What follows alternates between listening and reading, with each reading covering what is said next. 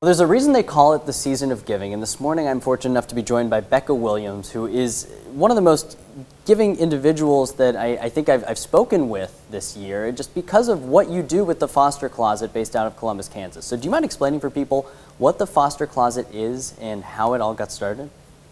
Absolutely.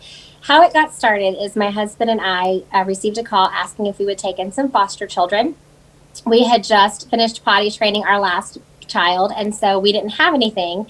And several of our friends got together and gave us their baby items. We got cribs, car seats, clothes. So that really helped us as we were welcoming two children into our home who didn't come with very much at all. And so we were looking for a way to give back. And I partnered up with some friends who were doing the same thing. And the Lord just opened doors, and we are renting a 2,300 square foot space in Columbus, Kansas. It's organized by size and gender. And we have everything foster kids need when they come into care. Sometimes they don't come into care with very much. Sometimes literally the clothes that are on their back. And so it allows us to give them things that are theirs as they have a lot of uncertainty in their life. So they can come pick out underwear, socks, shoes, jeans, coats, sports gear if they're into sports. We have everything that they need as they adjust to their new foster family.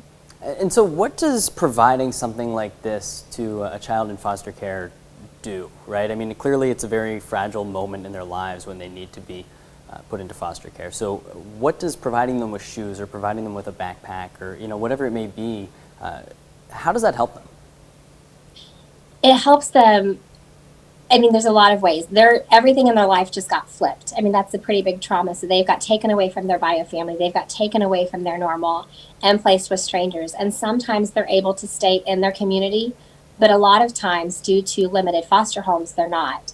And so they are taken to a new side of the state or a new school. And so it kind of gives them something that's theirs.